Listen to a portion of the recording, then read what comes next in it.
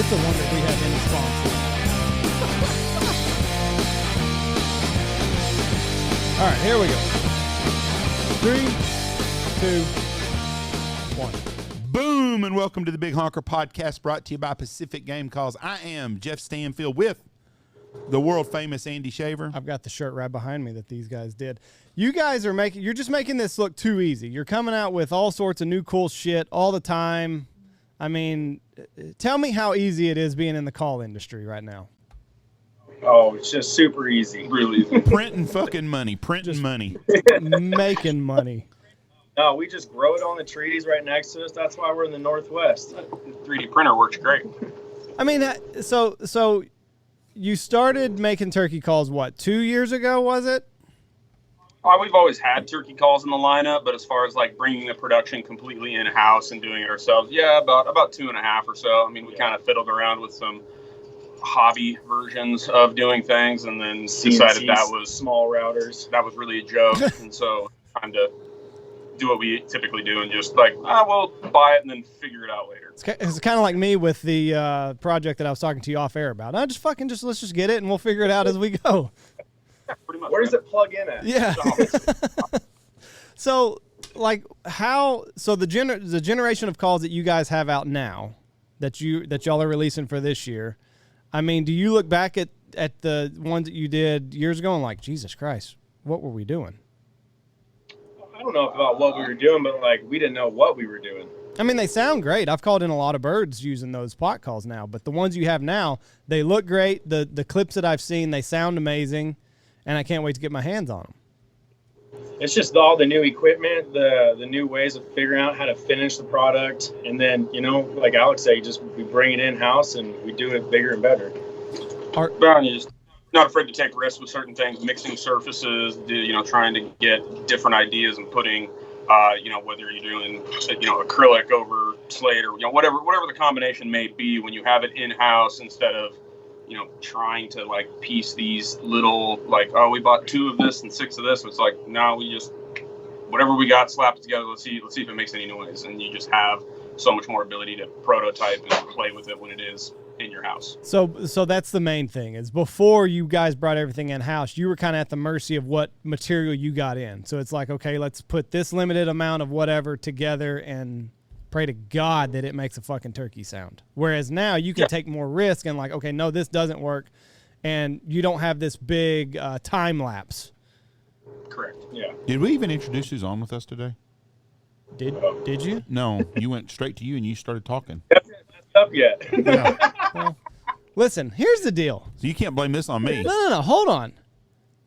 People, He's just excited. They press play, and it says when they press play who's playing. So, like, it's on their fucking phone that it's Trevor Austin and Alex Yerges from Pacific Calls. Like, they signed up for that. They know what's playing in their car radio. Okay. I just want to make sure that we introduced them. You're and old Spencer behind him back there that's doing all the work. Yeah. He's a little quiet sometimes. He seems nervous. Like, he's With him, I was like, Spencer that only dates white women. I'll go click on stuff. What is Spencer's job title? He looks very diligent. He's watching porn behind y'all. He's making No. He is our in-house CAD/CNC programmer. So without him, the show don't go. I mean, I can make it go. I'm just a lot slower because, like sine, cosine, tangent, and what isosceles triangle to what geometry level. Like, it takes a long time to pencil that shit out. And we're giving free plugs to On the Deck Outfitters behind us, I noticed, too. That's our new boy, Zach Rutledge. We're excited to have him. This is his 3rd day of work. So with him, like, walking around aimlessly, it's about right. He's got that Mikey. He's got that Mikey Soberano look to him. If you look at him, not bad. He's got those. Come on over and show him your mullet. Yes. He's been growing this for a while. It's A lot of hard work in Arkansas. Do I take the hat off? Yeah. Oh, Let's see it. my gracious. Oh God, he's a skinny version of Mikey. Mikey was here the other day. Mikey looks like he swallowed a cinnamon roll. I'm telling you. You must hate getting pussy. Supposedly it helps at that age. I don't know. I don't know. Listen, I am. 10 years ago, I couldn't have swung it. Well, yours is just Yeah. falling. Yeah, I'm just losing. All Yeah. I couldn't grow a fucking mullet if it gave me 10 years. You could do the bottom. I could do the Just party wear- in the back, but the Yeah. business at top is going to be bald. Just wear you a hat and perm it again. People never know as long as you didn't take your hat Now off. Spencer's the clean cut kid over there. Yes. He's very much. he's the one that follows you home and like ties you to the bedpost. That's Spencer. Yeah, he's the better side of Stefan. You know, when Stefan wants to dress up, that's what Spencer's going after. He's gotten the boots now. You know, he's really figuring it out. He's going to have to get the stash going like Stefan's got. I don't know if he'll ever be able to do that. No. I hope he doesn't do that. So who all's coming to Ducks Ducks. at Texas Motor Speedway in a couple of weeks? Myself, Zach, and then our other guy, Wilson. So the three. Oh, and Zilla. I wasn't. I was looking at something else. Alex, you're not coming? Nope, still in tax season, man. Oh, So that's right. I'm take care. I need to send my shit to your wife. Well, She just needs one more customer. Just one. Just one more. Jeff and Michelle will be at Ducks, so we're going to come by and see you guys. What day are you coming? We're going to be there both days. Oh, We're staying. I got room for Friday and Saturday night, and then we'll come home on Sunday. So we'll be there Friday. We'll drive up Friday morning. Now, someone told me that it's a lot of walking and stuff. So, did you rent a golf cart for us yet? I do have the hookup for the golf cart. Not a problem. So, can you? I'll pay for them. Can you rent? Can you get me one too? Well, no, he's got to drive you around. They won't let you drive around yourself. That would never happen. There's that whole liability thing that they're a little worried about. We understand. Maybe if you wear a duck shirt, you can maybe. We can make some name tags. You talking up shit to people, you can probably figure it out. I was figuring I'll get by this because I can figure a way to bullshit. I'll just show up with a golf cart and drive it around everywhere. But yeah, get me a golf cart lined up. I'll pay for the guy, but I'm a lazy fat fucker, so that's all right down my alley to have a driver. Well, they condensed it this year, supposedly. So this year they're not going to have it like throughout the entire county of that area. It's going to be more condensed. So hopefully it flows a little bit better. We were there Sunday. Me and Michelle went to the Metroplex, and Michelle went shopping right across from there. But anyways, they had an Indy race there, and that some bitch wasn't even full. I was really surprised because I figured it was going to be traffic, wall to wall traffic, and someone said there was a whole lot more traffic for Ducks Unlimited than there is for the IndyCar race. So. Well, we didn't see that, but hopefully we see that this year. I'm excited about going this year, though. I really am. I'm looking forward to it. Look forward to sitting and bullshitting. Yeah, no, it's going to be a good time. Hopefully we have enough people rolling by and the party will stay alive. I got to be judging a lot of the contests, so the boys will be running the booth for most of it. What contests are they having? Ducking. Well, they're doing same stuff they had last year. yeah, So they'll have opens. 2-mans, a couple of regionals, a spec, and a couple of Canada contests. I think there's 8 contests. I had no idea about any of that. Yeah. They don't ever ask me to judge a calling contest ever in my life. Well, hell, we might need you this year, so that's good. You're there for both days. No.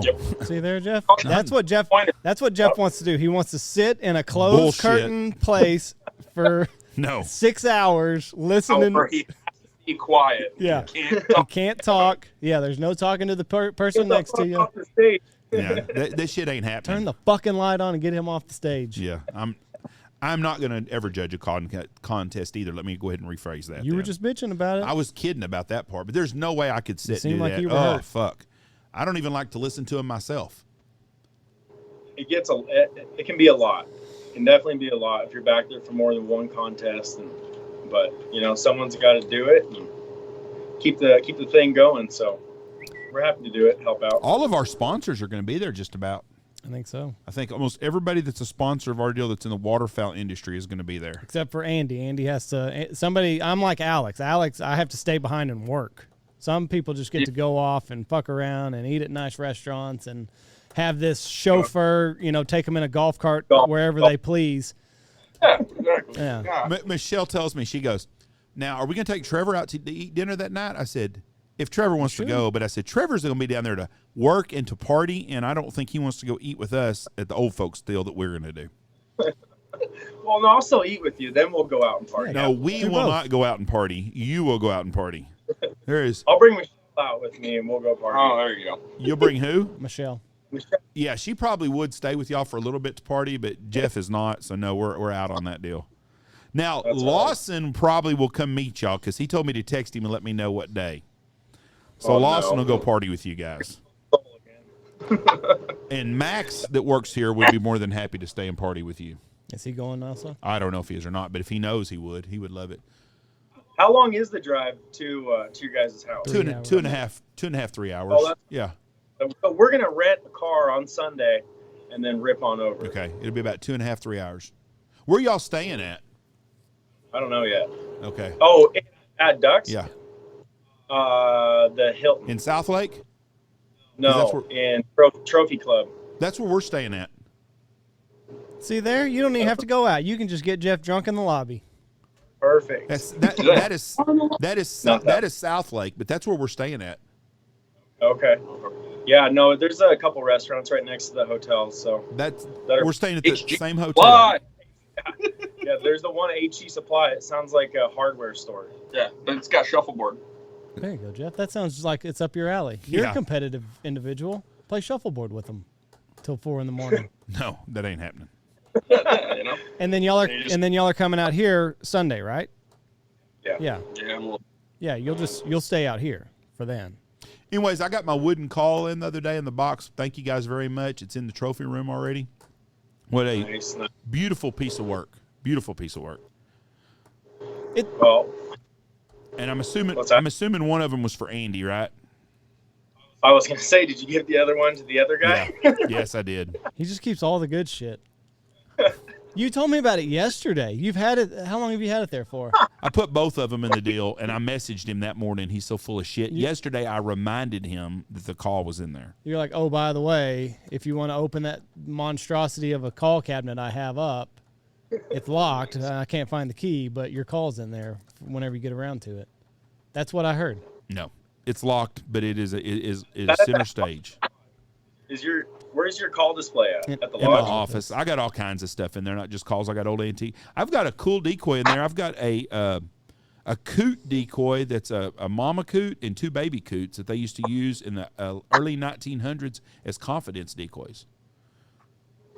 Oh, yeah. It's really cool. I don't know how it's 100 years old almost. I got 3 of them. They're pretty cool. I got some neat stuff. I like old stuff. That's why I keep Michelle around. Who is that doing that over there? The new guy. Is that Zach? Punching reeds. Yeah. Punching. So I don't even know what. So he's punching reed. He's not painting today. When do they get to go? When's Arts and Crafts at Pacific Game Calls, and they get to paint all these calls? Every day from noon to 2. Oh, okay. Right after nap time. Yeah, nap. What? Naps from. You get a half-hour nap. No. Where's he from? Indiana. But he was down there in Lubbock for a little while, running with Long Neck. Yep. And so so now you've moved him up there for a full-time job, or is this just a summer spring gig? Yeah, we broke him out of the guide life, and he will be here full-time. Does he enjoy living up in the Northwest? I mean, who doesn't? All 3 days of it so far. So I mean, he's really fucking fresh. 3 freaking days. Yep, literally. Might be. Is it 2? 2. It's 2 days. It's 2 days. It's not even 3. I'm giving him more credit. I gave him the move over day. Did you have to write him up yet? Nope. No. Do y'all have like a code of ethics and stuff that y'all make people sign when they come to work? Because we don't do that, but I'm thinking about that next year. You cut your hand. Sign here. No, the employee handbook is written on the bathroom stall wall. And like, unless if you started drinking by 10:30, then we think you're questionable. So y'all don't really have a lot of rules then. Just do your job and don't fuck up. We get one more employee, then we got to really get serious about the rules after that. Yeah. OSHA is going to start coming. How many employees do y'all have? 9. What's the legal? I said that too early. We're one under. Yeah. Whatever the legal limit is. I've got a guy that's got a hunt booked, and he emailed me, and he had a bunch of questions, and 99% of them are really good questions. And one of the things he asked on there, and he listens to this, so I'm trying to be nice. I think 83% were really good questions. But anyways, he did say, he goes, I like to bring a gift for everyone that works at the lodge. How many employees do you have? I go, like 22 people. I would pass on that if I was you. He should hit the highlights though, like no. He asked. He goes, Mom, the guides. He goes, will I be with the guides the same time? I said, yes. Usually you're with the same guides all 3 days you're here. And I go, he goes, well, I really like to bring something for everyone because I know everyone's included in getting everything done. I was like, well, that's 22 people. So unless you're bringing sticks of gum to them, I would pass on that because that's a whole lot of people to be buying shit for. How many are there at the lodge now? Me and Jeff. Me. Right now, there's 2 of us in here, but Tony and Harry are working on some buildings right now. But right now, I've got 4 of us here. If you're bringing gifts, there'd be 4 of us here at the lodge right now. Always. Yeah. Always. Yeah. Yep. Always gifts. Big Red, Double Mint. Double bubble. Jeff likes Hubba Bubba. No, I like the 2 cent. I like the old 1 cent super bubble that's 5 cents or 7 cents. Under Biden, it's 9 cents a little pink deal now. Up here. I thought you meant Big Red Soda Pop. Y'all drink that up there in Washington and Spokane? Big Red Soda Pop's good stuff. So you say. Yeah, he dabbles in stuff that I don't, so I don't know. We're not getting back into corner today. So tell us, guys, about what do we got coming out new at Pacific? Oh, we've been working hard on the turkey, our pot line and our mouth redesign. So we started punching our own diaphragms this year. We've got 4 cuts. So we got the Roy Rookie of the Year, the V cut, the Ghost cut, and the Batwing. So we're trying to just hit all levels. And then we've also have come out with different pots containing with aluminum. Our one pot we have coming out is the new Hit and Run. I like it. And that's gonna be on a walnut pot. And then we have an aluminum called the Butcher, and that is also being released this year. And we already have our Maniacs out there on a cherry pot. And then we have just a little bit left of mahogany pot with the crystal. So I am really looking forward to that aluminum call. It's pretty slick. I've got one. They sent me one of those 2 weeks ago. Here he goes. Because out here the wind blows so bad. You got to have something that reaches out and attracts them. I'm really excited about that aluminum call. So turkey hunting, I'm not much on turkey. I don't know much about turkey hunting. Do the guys that hunt turkeys, which seems to be a very passionate group of people that are very, I don't know, they're very stuck on what they do. They enjoy it. Do they buy calls like the duck and goose guys? Is it something they have to have every call of the same way? There's so many different woods, strikers, just design setups that, I think so. I mean, people aren't just going to buy one. I think your average Joe is just going to buy the one slate, and then they're going to, go out and turkey hunt. But you have, like Andy's saying, the windy days, you're going to want a different setup for that purpose. The call industry just fascinates me. Yeah. Because 30 years ago, if you said, Jeff, you should get in the call business, I thought, fuck, you said once everybody buys a call, that's all they're doing. The richest people I know in the waterfowl industry are all call makers. 2 of them right there. Right there. 2 of the richest people. Look. Yeah, look at them. They Real are running Spokane. Hole in the ceiling that's patched with cardboard. Yeah. I mean, that's some high tech shit. Listen, you guys are moving. Y'all have checked out of this building. Y'all are giving fridges away to the neighbors. I mean, Jesus and all Christ. Of That's a PR stunt, Yeah. Jeff. So you basically, let's tell the fridge deal. You put a fridge to clean out and you left it outside of your shop, and 15 minutes later someone stole it. Yeah, so we had a toilet flood, okay, and water everywhere, so we had to clean everything out, get rid of the water, put fans in. So we literally wheeled our refrigerator out to the front curb, and we were in here mopping up, picking up. I went back outside to all right, let's take inventory, let's get shit put back in. I was like, where's the fridge? Did you have shit in it too? Oh yeah, I mean it took everything. Trevor's hot sauce, fucking. There was like 6 half beers and geese in the freezer. I don't know what the fuck they did with the geese in the freezer. We're barbecuing tonight, folks. We got some kind of mystery meat in here. Yeah, it was great. I mean, it's common because we had an old 3-phase converter as well. I mean, the thing weighed more than an engine block. And the first night I went out there, they obviously were able to move it and like cut all of the wires out of it. And then the next day it was like, let's take bets on how long it takes them to remove this thing. The next morning we showed up and there was nothing but 6 cut off bolt heads sitting in the parking lot. They took everything. So you should see the truck around the corner right now. They got stolen and dropped off. Yeah, that's what I said. The blocks, like literally, it's on cinder blocks, and there is just parts everywhere. Like they took fenders, wheel, like what the fuck? So it's gotten worse. Like since Clancy sent me that video. No. I mean like the pickup truck. The pickup truck, like it when I saw the video, it was just on blocks. Now it's like getting. Oh, the hood's ripped off now. Everything internal is gone. The seats are even gone now. Yeah. You got a little methamphetamine problem up there in Spokane. There was an old forklift right next to us that was stationed there for, I don't know, the last 10 years. And so it was an electric forklift and it died. The previous company that was leasing here just left it. And so we had a guy show up one day on a bicycle and he was like, yeah, I'm the service tech.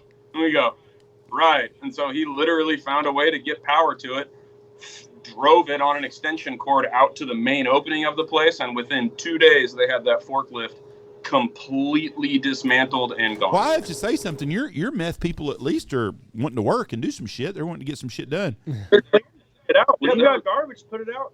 Have y'all worried about y'all's cars getting stolen while y'all are in working? Sometimes. Yeah. Well, sometimes trying to get my truck. I called him when I was walked out, and it's like, hey, that's not your truck. I'm like, I'm lost, and then he just ran away. Wait a second. He got in your pickup truck? No. He was trying to scope it out. He was trying to get into it. Yeah. Just walking by and pulling door handles, trying to find a quick $10 or whatever the hell was in there. But yeah, it's a really cool place. So we're excited to get there. We have the Mormons coming out for a career day. That's going to be awesome.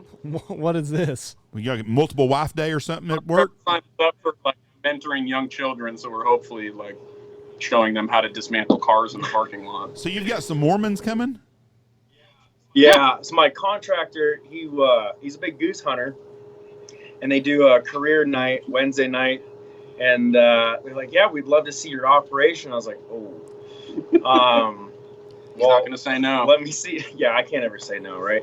So we're going to have about 6 to 8 boys come out with a couple dads and show them how to make duck calls. What time of day are y'all doing this? Like, is it going to be what? 6:30. Yeah. We're waiting for it to get dark so they get a real good feel for what it's like to be here. Listen, you want to scare these kids straight at a young age. You don't want them thinking that life is just this cherry place. Like, you got to show these little fuckers the real world. You're in the valley now, yeah, bitches. Fucking rules don't apply out here, motherfucker. You'll get your shit taken. Lock your cars. It sounds to me like if you want to get rid of your vehicle, call the guys at Pacific, leave your vehicle at their house, at their shop overnight, and it will be gone the next day. Well, when we leave this place, I'm hanging onto the lease, and we're just going to call it Duckhead Recycling, and people can just dump shit. That is absolutely fucking nuts. That's that kind of theft going on in Spokane, Washington. I mean, it just when y'all said Spokane, I had no idea. I'm telling you, just the fucking refrigerator deal is the best because you go out there to get your shit out of the fucking fridge.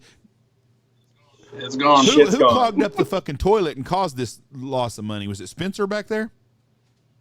No, that was when Stefan was. So Stefan's fault.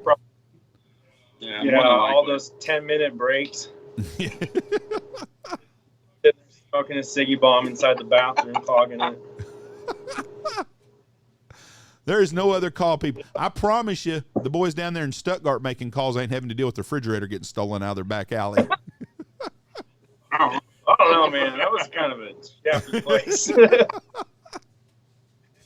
Yeah, our whole Arkansas area. I mean, I only saw a good section of it, but my God. The only difference between that and Oklahoma is electricity. That's it. Most of them did. Y'all really, I'm kind of sad that y'all are moving operations because you guys could have had a behind the scenes type thing going on and it would have been fucking fantastic to watch. Oh, I would have a security camera out back every day. months of when this is going to get really good. Like, all right, man, let's start doing what are we going to call Discovery it? Channel. Shop life, exactly, and just like, hey, man, what are we doing today? Leaving appliances out and taking bets on how long they I'm last. telling you, that's what I'd do. I'd find some heavy son of a bitch nobody could pick up, like a 500 lead block, and leave it out there and see how many of them guys it takes to load it up. All right, We'll cockroaches for a light bulb, meth heads for a piece of wire. I read a book that Cy Robertson wrote a long time ago, and it was talking about when he was in Vietnam, and he said a whole bunch of the Vietnamese stole a fucking bulldozer. He goes, I'm telling you, in the swamps, they carried a fucking bulldozer across the swamp. He goes, them some bitches can get shit done. And so they must be kin to the people at Spokane. Is there a lot of Vietnamese refugees up there? Maybe that's what you're dealing with. No. White guys, toothless, It's meth. long, shaggy hair. Meth. I mean, it's not common to walk out and have to wait till he gets out of your dumpster to then put your trash in it. I mean, that's just what it is. Well, the white people have cornered the world with methamphetamines. I'm telling you right now. Is that racist for us to make fun of white people? After the last episode, I think you should make fun of a lot of white people, Jeff. Okay. Just kind of even things up a little bit. I'm an open opportunity to make fun of anybody that's a fuck up, and white people on meth are fucking make me hilarious. It takes them 13 minutes to walk across a fucking street. They weaving back and forth, hands flailing and stuff. You take us on a tornado chase, and we'll take you on a meth head chase. Well, fortunately, I can find meth heads pretty. Leave the parking lot. We can find locals, but y'all's parking lot would be a funny place just to watch people. All you got to do is get Jeff up there. He can paint some calls in the parking lot, and like he's got a show right there.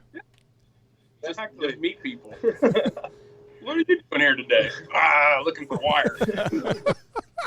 You know what's really funny is the place where they sell the wire to. Them people got all kinds of stories to tell. Oh God, I can only imagine. I'd love to meet. The best part is, sir, I'm going to need you to get out of the dumpster. I've got a lot of shit that I need to throw in there. Oh, yeah. But it's more fun to watch them just like literally range through wet acrylic chips, soggy fucking sawdust to find one piece of 14.2 and be like, oh, Yeah. bunch. Like, Just leave it over there in the living room. right. When you're burning like the midnight oil and stuff, like have you had any problems with them like fucking with while you're there? No, I mean they're fairly skittish. They're kind of like raccoons. Back at the old shop, that was The old shop was the sketchy one. We'd have this Russian guy walk in. the door would be open. The big garage door would be open, and this Russian guy would walk in, and then he would start quacking and honking and with his mouth and petting the decoys that were in my boat. Like, and you're just speaks grabbing, no English. You're grabbing No English. Your rod of acrylic, and you're about ready to hit this fucking guy in the head. He's like, I come in. Like, no. Just stay back. Fucking leave. Listen, you're Putin. Get the fuck out of here. This is A lot of that. this is amazing. I mean, it really is. What? Oh no, we won't have anything to talk about once we move. Yeah, we go to Idaho, it'll be like, this is boring. So y'all are moving uptown then?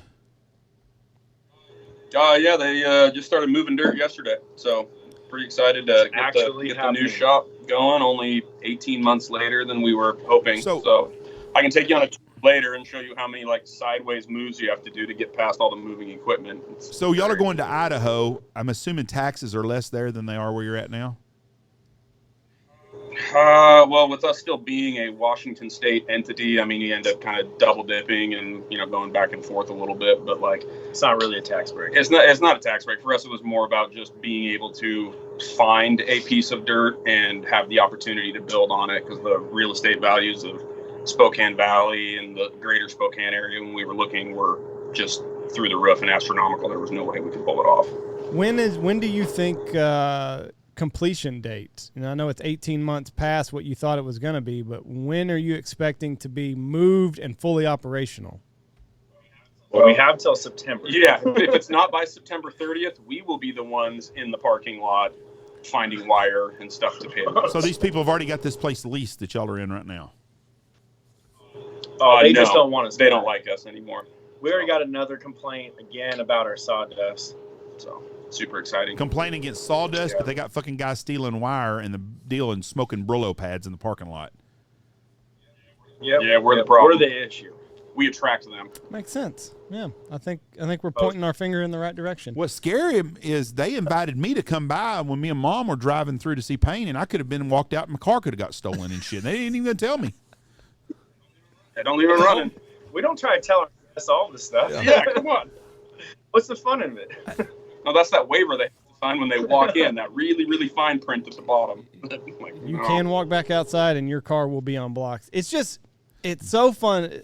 The refrigerator there just cracks me up. When you think back at like just the stories and the memories that you guys have, just like the fucking Russian walking in out of the street and petting your fucking decoys, like it's great. Yeah. It's great stuff. Petting your decoys. That motherfucker will bite you. Oh. Now, was he high on something or he was just Russian? Yeah, there was an apartment complex that was behind the old shop, and I think we'd be there quacking and honking and everything, and he legitimately thought that the plastic birds were making the noises. I mean, I couldn't make it through all the Russian that he was spitting out, but like he literally just like woo woo, and then he would pet the bird. And you're like, Well, before this comes out, I would like to say that I refrained from saying anything negative about the Russian culture. That was just Andy. So anyway, so we're What did I say? clear.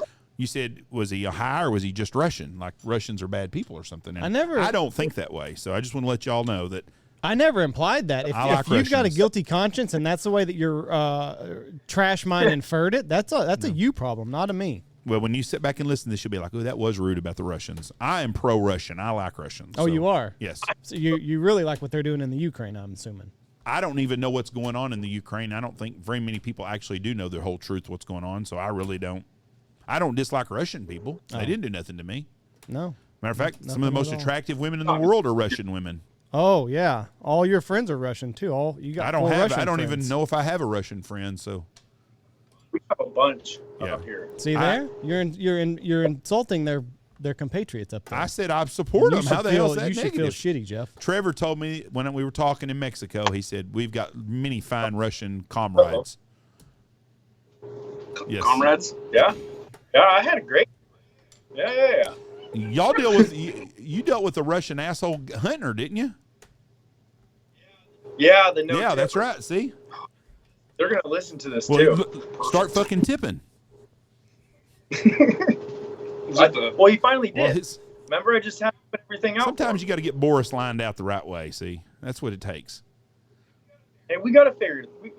We worked through our difficulties. I had some Russian hog hunters from Chicago that came here a couple of times, and they were really interesting guys.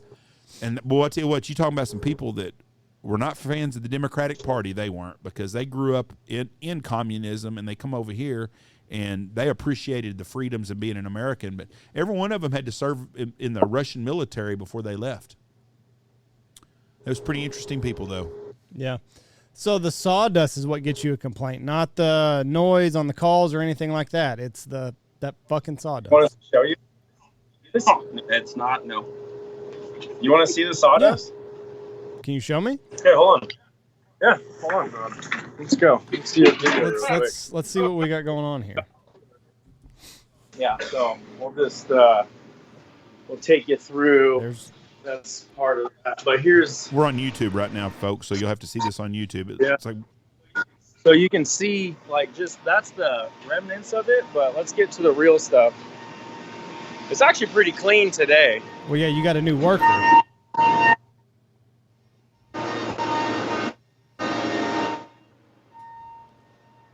I know I'm about to throw up here watching this. Why? They're bouncing around everywhere. It's like watching Reese on FaceTime. Don't be a puss.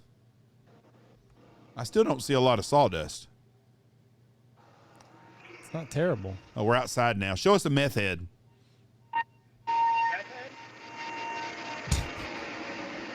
See if there's one in our garbage right now. This is going to be fucking classic if there is. There's one in our garbage. Hey, get out of there. No, he's not. God, that would have been funny as hell. That sawdust is not terrible, though. No, it's not bad right now. Usually you can walk in and you walk through any sort of a door in here and you're going to just turn red. Really? Yeah, red. Everyone's clothes are stained red now. If you have anything that's white or a gray, it's a red. Oh, it's as soon as this turkey project's over with, we'll be a clean company And again. that's all from making the turkey pots. All the sawdust Yeah. is attributed to that.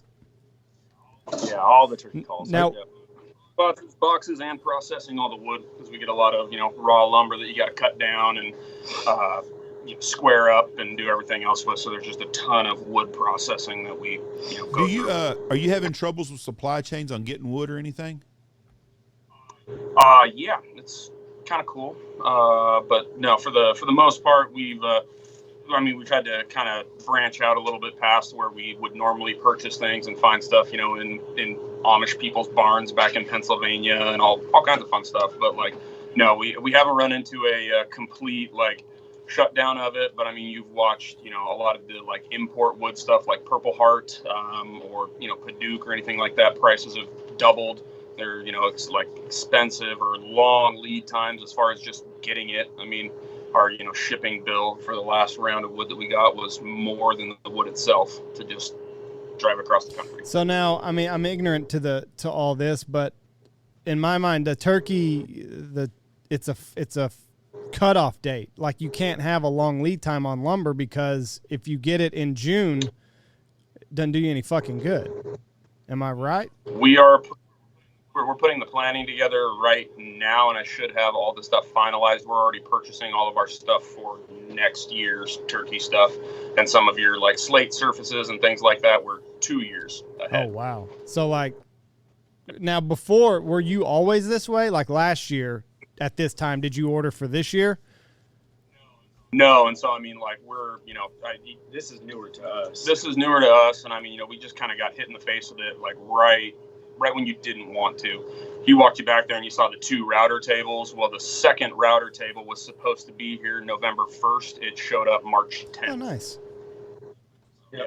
So you're just behind as far as production level goes, and then it just kind of all snowballs after a little while. But yeah, I mean, trying to prepare for different unforeseen things in the future, you're just gobbling up material as fast as you can, because that's where your biggest holdup is. Where do you like the woods? You're getting woods from other places, exotic woods that you're making these turkey calls out of. So you don't buy local. I mean, you live in the world of 20 million trees. Yeah, but most of it's not. I mean, there's some hardwoods up here that you would use to make a turkey call, but a lot of the hardwood that you'd want, the walnut and thing like that doesn't grow in our neck of the woods. So you're sourcing it from other areas in the United States to get the wood that people want for a turkey call. Okay, I'm going to ask a question that's probably really stupid. I don't know much about this at all. It's probably going to be my question. How much lumber are we buying on a season, to do turkey calls? Are we buying a truckload of walnut? I mean, what do we do? I mean, one piece of walnut will make a lot of turkey calls, won't it? No, I mean, it kind of depends. I mean, so lumber's calculated in board footage price, kind of like when you go to the landscape supplier and you buy a cubic yard of material. Lumber's calculated the same way. It's called board footage, and so you're accounting for not only the length and width of the piece, but also the thickness of the piece, and it comes in quarters, right? So for instance, if I want to buy a 4-quarter piece of lumber, that is literally 1 inch thick, right? But that doesn't include the saw curves, kind of like when you buy 1/2-inch plywood, it's actually whatever random 30 seconds or whatever. Okay, so you have to account for that, or how 2x4 is only 1.5 inches by whatever. Quarters and lumber is kind of the same way. So you end up having to source 4-quarter, 5-quarter, 6-quarter, 8-quarter, and then we even got some 16-quarter stuff that we would take in. You'd resaw that down to get to the thicknesses that you want for certain pieces. So if I wanted to make a pot call that's only a little over 3/4 of an inch, I don't want to use a piece of lumber that's 2.5 inches tall, but I may only be able to get that kind of wood in that thickness, so then I have to resaw it and process it to get the most yield out of the piece of lumber that I purchased. So you're trying to buy you're not wanting real thick wood then? No, I mean, if that's all we can get, then that's what we'll take. But yeah, that adds a huge processing step for us, as far as if you can only get Purple Heart in this thickness, then you have to take it and process it down to make it more usable for yourself instead of just. Where does Purple Heart wood come from? I believe that's a South American import. I know they don't have any in Knox County. What about mesquite wood? A lot of mesquite. Is mesquite any good for calls? It's a hardwood. I'm sure you could probably use it. I would have to look up, its Jonka hardness and stuff and try to find out where it fit in the lineup. But, I mean, when's the last time you've seen a mesquite turkey call? I don't know. Never. I've seen mesquite furniture is getting to be real popular down here, and sometimes it's hard to find mesquite that's that old mesquite, but it's a pretty wood. I just didn't know if it was something. We'll send some back with Trevor, and y'all can just have it. You don't have enough to do. I know you get bored, Alex, but we'll send some wood back with Trevor, and you can something else. Yeah, you can. Right. But no, I mean, to answer Jeff's question, I think this year so far we're at the 15 or 16,000 board foot mark as far as the amount of lumber that we process. You understand what that means? Because I don't. It's a lot of fucking wood. That's all I know is it's a lot of wood. So, like a semi-truckload of processed lumber, depending upon the truck, obviously you can probably fit about 3,000 to 4,000 board feet on it, and that's kind of dependent on the lengths and everything else. So 4 18-wheeler loads of wood that y'all have gotten through this year. That's impressive. Now plastics? Steve Barber, our friend, is a plastic distributor guy. He's a middleman, and I hear he whines and bitches every day about the cost of plastic and everything, how crazy it is. Are y'all having a hard time getting plastic, and is the cost overruns running into where we're going to see an increase in call prices? You will probably see an increase in call prices this next year. I mean, they lost a lot of their pigment colors this last year, so that's when a lot of them were on holdback. And resin shortages. Yeah. So, like, the amount of sneeze guards that the United States consumed really ate into how much PMMA resin was available to make because like an acrylic rod is more of an ornamental, sort of thing. There's not really a huge function for it, but like 3/16" thick clear sheet. I mean, you were burning through that water. It was just crazy how much was being consumed. So there was a lot of resin shortages, some pigment shortages. We do to import stuff and things like that. So it's it's one of those things you're going to see an increase. I think we're already at 12 or 13% higher this just alone in raw material costs on some things. Other polymers like Delrin, things like that, they've gone up substantially. The sneeze guards, I never even thought about that, but gosh, that was everywhere.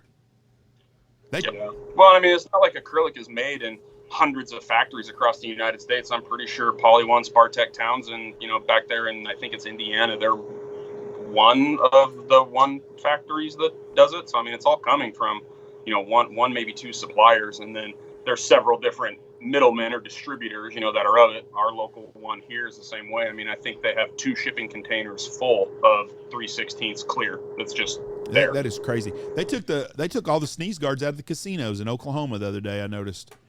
So finally, we're getting back to freedom again. Yeah. Yep. A lot of them are. They're disappearing. Are you just tired of fucking with wood? Are you ready to get back to acrylic and just do that for a while? Yes and no. I mean, wood's fun just because you never know what's in the piece, and so when you're able to cut it out and see grain patterns and different stuff, and you can get you guys won't be able to see it, but there's pots that have this kind of burl factor in them and things like that. You don't get that out of acrylic, and so it's fun to do that. Plus, it's just a different principle. You're using different tools. You're more hands-on. So I'm excited to get rid of the dust and the dust is the biggest factor. That is, I mean, it's something that we'll have. My hat was green when it started. Oh, really? So yeah, everything is fucking brown red. Everything. Your pillowcases at home. It's just. I ruined a load of white laundry by literally throwing in my was a white sweatshirt when it started, and everything's fucking pink. Boy, now, so I bet you didn't hear the end of that shit, did you? No. I mean, I got the whole it looks like you're wearing pink now, and it was oh, fuck it, whatever. It's all gonna be pink by the end of this, so who cares? But I bet you. My girls thought. I bet 3 years ago you never thought you'd be in the wood business like this, did you? No. I mean, not. I mean, to a certain degree of needing, a small amount to do, different calls, but now to literally pick up a whole new vernacular and talk to totally different suppliers and, really branch out as to who's got wood in what areas and trying to find it. It's a fun path to wade. That wooden call that you sent me the 2 of, that is a true work of craftsmanship. And everybody out there should get on wooden calls. Everybody. I mean, everybody should want a wooden call on their lanyard. You mean as a collectible? As a collectible, as a customer, to have wooden calls. I mean, they're one of a kind. Every one of them's unique in its own way. I don't know about on the land. Definitely a shelf piece, but I mean, you don't like to blow a wooden call? Well, they break, right? I mean, after a while, especially like it.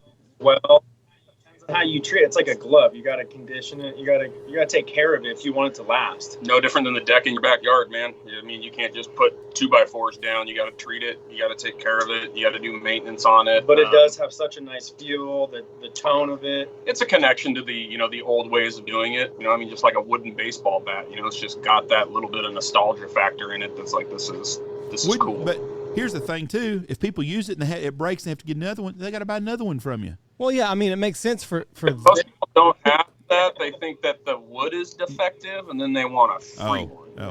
I thought we was on like the Pfizer plan where we just come out with a new booster and we make another $40 billion every month. I will put that disclaimer that Jeff Stanfield says you should just shut up and buy it. No, you should. You can put that on a T-shirt. You can put that on a shirt and I'll sign it. Shut up and buy another one. That's right. Shut up and buy another one. But get yourself a piece of wood and then shut up and buy another one. Perfect. Where do you think? So as the wood call, what kind of weather puts the most damage on them in a year? Is it up there like you guys have, where it's wet, or is it where it gets so cold and then it makes the wood brittle? Obviously, any kind of extremes really like fluctuate with a wood call for sure. But I mean, moisture is by far the worst killer. So like a goose call is a prime example of like the absolute worst thing you can try to do to a wood call. You're going to go out in the freezing temperatures and blow hot moisture through it. Inside. Yeah. And was there, with your wooden calls, was there like a learning curve of, okay, it sounds great in the shop at 70 degrees, but oh shit, now all of a sudden we got it outside and it's not at all what it sounded like?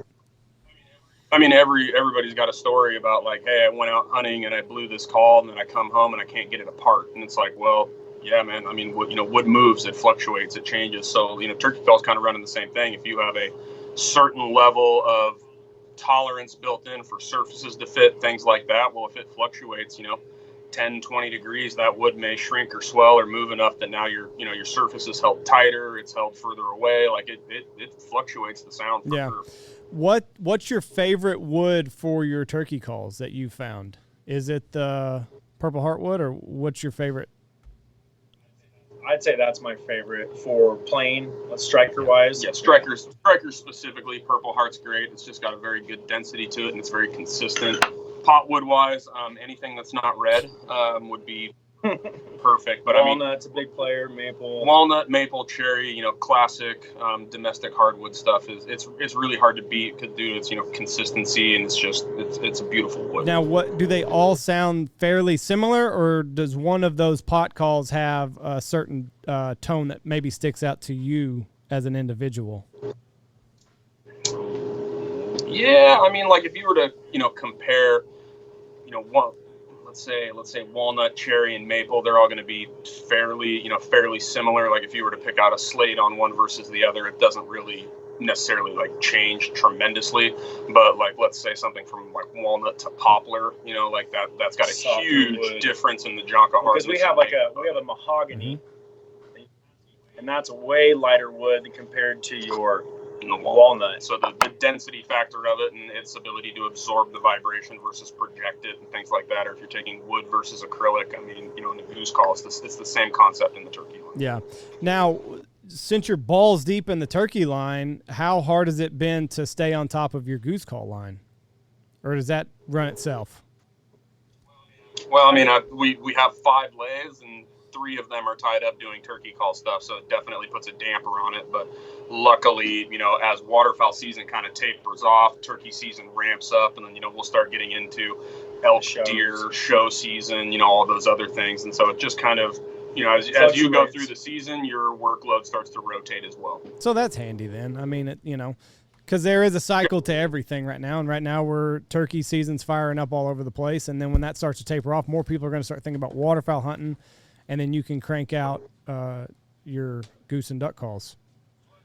Oh, it's fun to change and to keep rotating the job and not just always sand or always buff or always tune a goose call.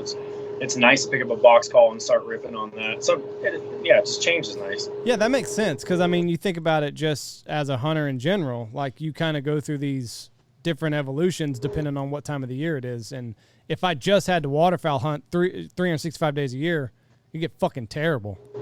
So having this break, even though it is stressful and you're having to stay on top of supply demand and learning, the nuances of wood, it kind of gives you a little mental break almost.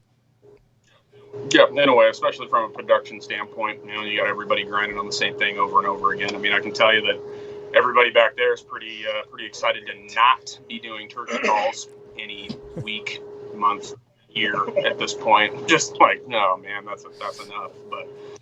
But then they'll get sick of buffing deer calls or duck calls, and then they'll want to go back to wood so they can go sand. So it'll be fun. Seasonal. So now, can we say that the there's new guts for some of your calls? Are we allowed to say that, or is that cat still in the bag? No, not anymore, Andy. Yep, no, thank you. I like to break news. No, we're to again bring another process in house, and so the spec gut, the crane gut, snow gut, all of those will be 100% manufactured.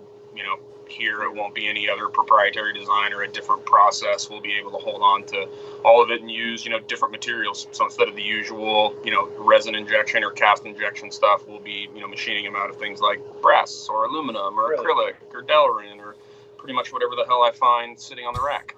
I probably won't use wood. No more wood. Yes. No more wood for a while. Delrin, that's supposed to be like pretty cost effective. Like, you can get a Delrin goose call for what's like $70 used to be. How much has the price on Delrin gone up? A lot more than acrylic. It was like 20-some%. Oh. Yeah, it's a lot higher. It's gone up there. You'll probably see most of the industry start shifting their Delrin call models to be within, 10 to 15% of their acrylic cost. That cost structure, they'll start to gravitate together. Oh shit, because Delrin was supposed to be like the cheap sister. Middleman, yeah. It depends on the maker, as well.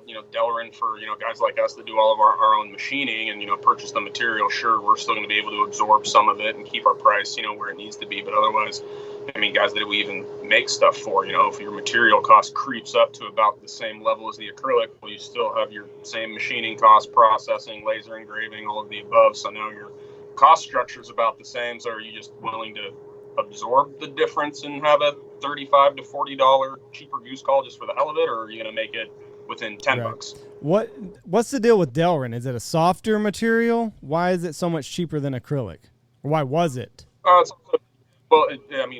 Delrin's used in a lot of different applications, not just like decorative acrylic rod, right? So you can take huge in the medical industry. Exactly, you use Delrin for several different things. It's a self-lubricating polymer, so it'll do bushings, it'll do various different things that acrylic from a structural standpoint won't. So it's just used in wider machining applications, which means it's cheaper.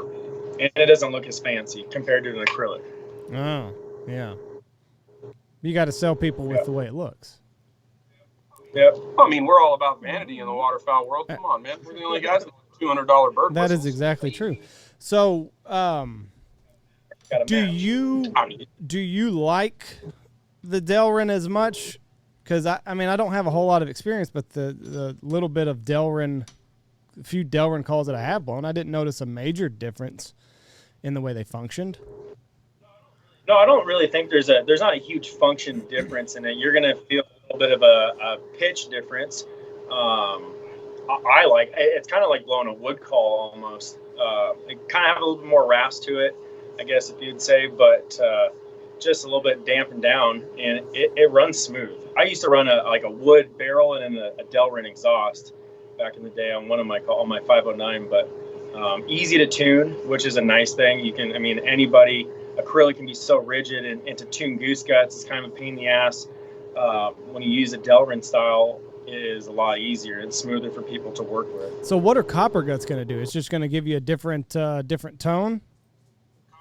Copper, Brass. probably won't be using copper. I mean, Brass I can guts. sell it for scrap a lot more than I can make goose guts out of it. But no, brass or aluminum, things like that. You're just, you're manipulating, materials and sound resonance, and just trying to find something that, creates a little bit more ping or a little bit more bounce, or, something different to generate a different level of tone. Are you tired of fucking with all these different variables? Nah, man, it's more fun that way. Yeah. Why not? Let's just see what the fuck sticks. And, see what it sounds like. Yeah, no, and I mean, when you start, changing stuff, like, I mean, he's mentioned, and I've mentioned, if you're able to, mix it up and do something different, and, do some of these processes in-house out of different materials, it's more fun. It's more entertaining. You get to figure out new machining principles. You're, playing with different end mills, different categories in it.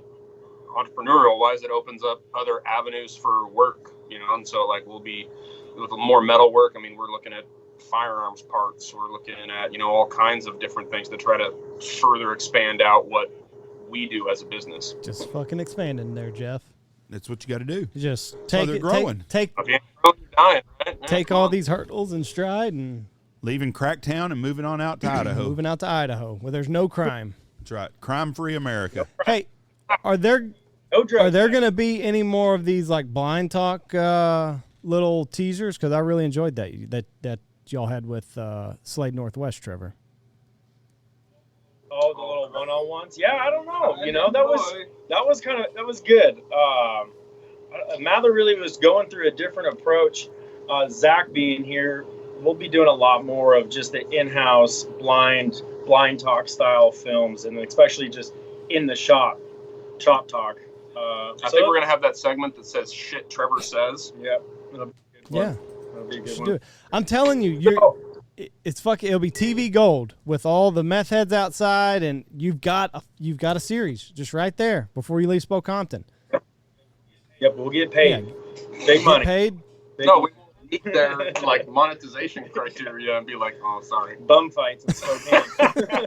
What won't they steal? Here is a crack pipe. Yes, use that. Fight each other. What will they not steal and scrap for parts? Yeah, that's a perfect episode, Andy. We'll just leave random shit out. Like, let's start with a blender and see how long it takes. See what makes it there. See what stays the longest. Oh, that would be some good shit right there. All right, listen. We know y'all are busy. You've got turkey calls to crank out. Ducks is what, 2 weeks away? 3 weeks away? I don't even know anymore. Two-ish. 2 weeks and some change. April 6th. Fly out, so. We land at midnight on Wednesday night. Don't it start on Friday? Sucks to you. Don't What? it start on Friday? Yeah, well, we got to set up Thursday. How much stuff are y'all bringing? We'll bring about 100 or so turkey calls and probably about the same duck and goose calls. So a couple hundred calls. Do you check that luggage or do you carry it on? I'm going to try to ship some of There it. you go. That makes sense. Well, listen, the way that shit works, you better send it like tomorrow. You send it here and I can bring it to you if you need some help on that. All right. Just let me know. We have that Fowler Hyde lanyard company. They're going to join us at the booth. So we're going to send some of the stuff down to him. He'll drive it over from Logan. Okay, well, if not, if you need some help, just let me know. All right. You bet. Thank you. All right. Yes, sir. Can't wait to see you. Gonna let you buy me dinner. Hell yeah. Can't wait. It's not all inclusive now. Yeah, Shit. no. Hopefully the turkey That's cooperate true. whenever you're out here. All right. Well, we're excited to get out there and try to shoot one with Yeah. you. So it'll be a good time. I've never chased a Rio before, so you'll have to pop my cherry. It's nothing to it. They're fucking noisy little bastards. You fart loud enough and they gobble. So they don't always come in, but you know. Perfect. Well, I'm jealous. We'll have fun. We'll think about you, and you just stay up there and keep turning. He's not going to dive bomb because he's got a little thing in the oven with his wife. So I'll see you at dive bomb. That's what he's already said. Getting too close to D-Day. All right. Sure is. We appreciate you guys, and Trevor, I'll see you in 2 weeks. Alex, I'll see you in about 3 months. Sounds like a Be plan, safe. Jeff. Go back to work. God bless y'all. Thank you. Boys from Pacific. I tell you what, they work hard. Got a lot going on. They do, and they manage it well. We did the first podcast today, and I told you that Tyreek Hill might get traded, and they just officially traded him. To the Dolphins. Kansas City is out of the Super Bowl conversation now. No. That's going to hurt them too much on offense, and they're not very good on defense, I don't think. So, Rick Keller, I'm sorry. I don't know. We'll see. That's a big trade. Somebody knows something that there's been a lot of big trades this year. They said there's another big one going to be happening too, and they won't say who the player is, and not from Kansas City, but there another huge name's fixing to be traded, moved. Let me think. So who knows? Who is still it was where they started? It was somebody that's got a contract coming up, a big I feel contract. like everybody's been traded already. Matt Ryan's with Indy. Debo Samuel still has a couple years left, so it wouldn't be him. DK? Is DK? Where's he at? DK's he's at Seattle, and he's on the last end of his contract deal too. So he's another one. Maybe he'll go to Green Bay. It's been I just keep waiting for Green Bay to do something to. And I understand you can never replace the production that Davante Adams put out. I watched Moneyball. I know you hadn't seen Moneyball. It was when the baseball, Oakland A's, Billy Bean was a GM in the bean counter. I know exactly all about that. You know about it, but you hadn't seen it. But anyway, they lost a bunch of big players. Yes. And he said Jason Giambi. Yeah, and Damon. Johnny Damon. But Johnny Damon had come from Kansas City. But he was still in Oakland at the time. But he walked in the scouting meeting and he said, "You guys are trying to find Jason Giambi and Johnny Damon. You're not going to find it. There's no other player that is out there that is of these players' caliber. So quit looking." So anyway, that's when they went into the small ball arena. Pretty smart move on their part. It was a smart move, but that's the thing. Like if Green Bay has the attitude of, well, we'll just replace Davante Adams, you're not going to do it because there's not another receiver out there that is like him. He was arguably the best. I disagree on that, but you're not going to find. They got him in the second round. Sure, but you're going to have to draft players. The thing is the Kansas City Chiefs have done a really good job the last 4 years of drafting. How many players are on their team roster still? They drafted, and they done a really good job. They done a good job last year. But I think Tyreek was a once in a generation type of athlete, and I think they got rid of some of them that made their offense go.